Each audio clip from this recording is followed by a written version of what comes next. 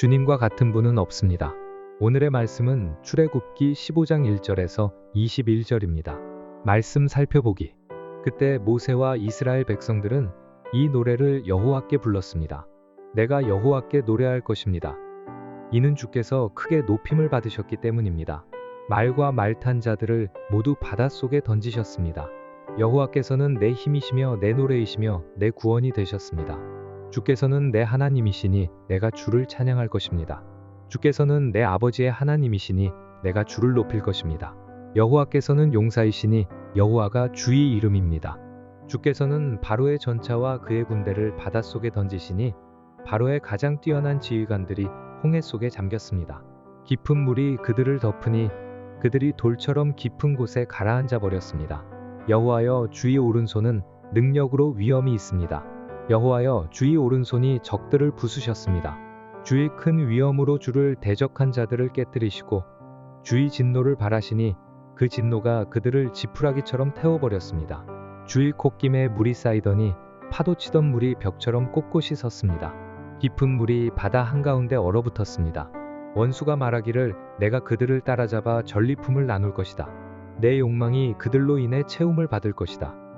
내가 내 칼을 빼서 내 손으로 그들을 칠 것이다 라고 했습니다.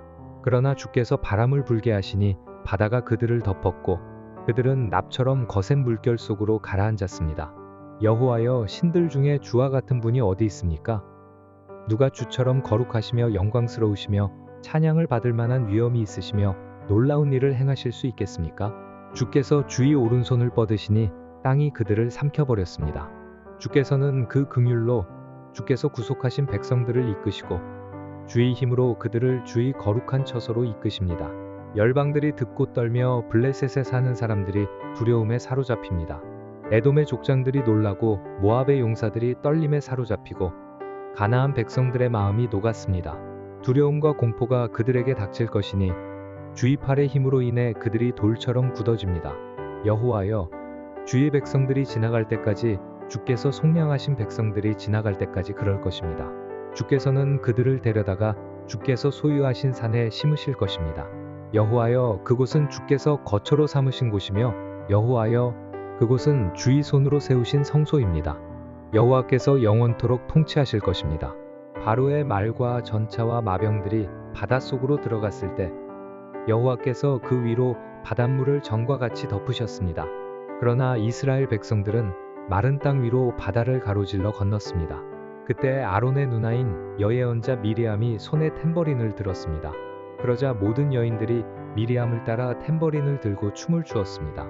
미리암이 그들에게 노래했습니다. 여호와께 노래하라. 그가 영광스럽게 승리하셨다. 말과 말 탄 사람 모두를 바닷속으로 던져 넣으셨다. 오늘의 팁. 4절 홍해. 홍해라는 이름이 붙여진 것은 아마도 해초 가운데 붉은색을 띠고 있는 것들이 많이 번식하여 바다 전체가 붉게 보였기 때문일 것입니다.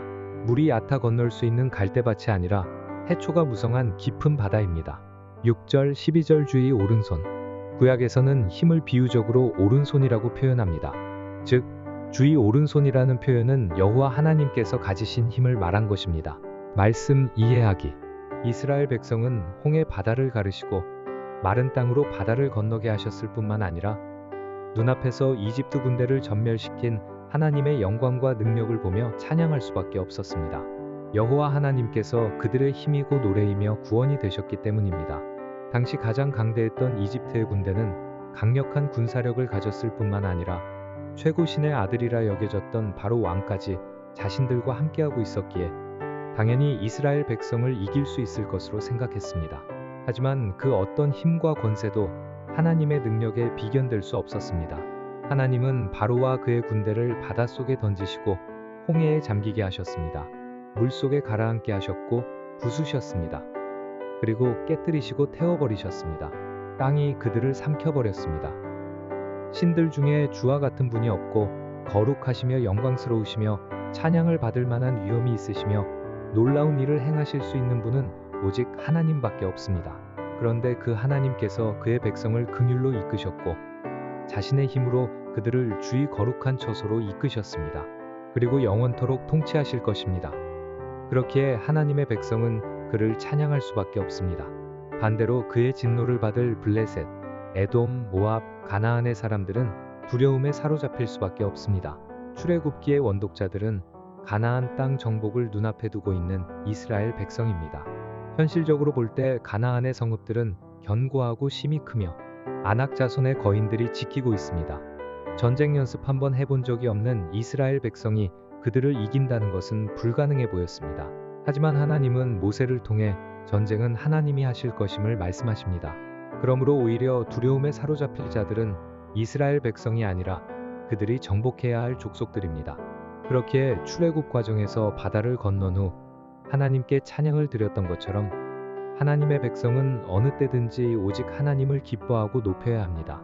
오늘날 우리를 둘러싸고 있는 강대하고 거대한 것들로 인해 두려워하고 움츠러들 때가 있습니다.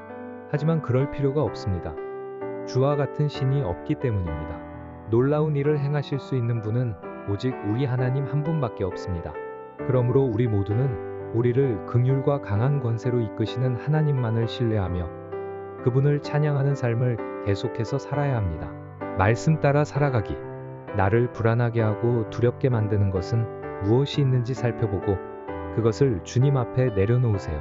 말씀대로 기도하기. 오늘을 살아가는 모든 그리스도인이 세상의 힘에 움츠러들지 않고 오히려 하나님께서 베푸시는 풍성한 은혜를 당당히 누리며 살아가도록 함께 기도합시다.